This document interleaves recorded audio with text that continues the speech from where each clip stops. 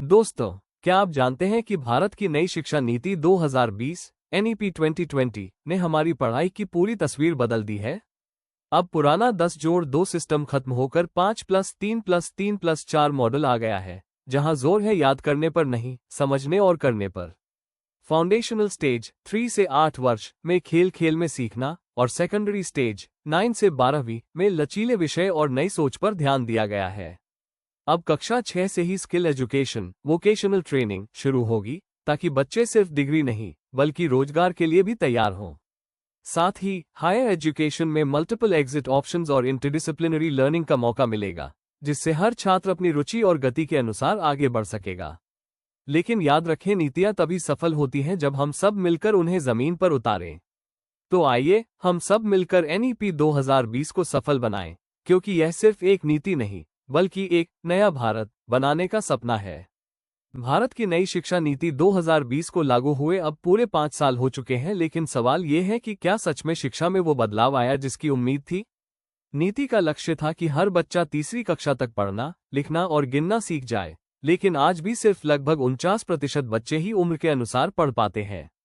शिक्षकों को नए पाठ्यक्रम की ट्रेनिंग मिलनी थी, पर कई राज्यों में संसाधनों की कमी और प्रशिक्षण की कमी अभी भी बनी हुई है। सरकार ने शिक्षा पर खर्च बढ़ाकर GDP का 6% करने का लक्ष्य रखा था, लेकिन 2025 तक ये सिर्फ 2.9% तक ही पहुंच पाया है। उच्च शिक्षा में 4 वर्षीय पाठ्यक्रम FYUP और क्रेडिट बैंक शुरू हुए हैं, मगर अधिकांश विश्वविद्यालयों में इसका इस्तेमाल बहुत कम है। यानी नीतियां तो बनी, पर जमीन पर उनका पूरा असर नहीं दिखा। अब जरूरत है सिर्फ योजनाओं की नहीं, उनके सच्चे क्रियान्वयन की, क्योंकि असली बदलाव किताबों में नहीं, क्लासरूम में दिखता है। दोस्तों, भारत की नई शिक्षा नीति 2020 का असर अब धीरे धीरे जमीन पर दिख रहा है। इसका लक्ष्य है बच्चों की पढ़ाई को याद करने से हटाकर समझने और करने की दिशा में ले जाना।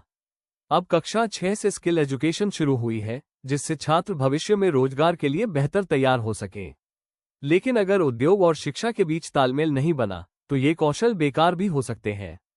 मातृभाषा में पढ़ाई से छोटे बच्चों को फायदा हुआ है, पर शहरों में अब भी अंग्रेजी माध्यम की मांग ज्यादा है। सरकारी स्कूलों के सुधार से निजी स्कूलों पर दबाव बढ़ा है, पर उनकी फीस अब भी आम परिवार की पहुंच से बाहर जा रही है। कुल मिलाकर NEP 2020 का मकसद शानदार है, समान शिक्षा, समान अवसर और कौशलयुक्त भारत। लेकिन इसे सफल बनाने के लिए जरूरी है सही संसाधन और लागू करने की ईमानदारी। सीखने में समानता, कमाने में सशक्तिकरण, यही है NEP 2020 का असली लक्ष्य।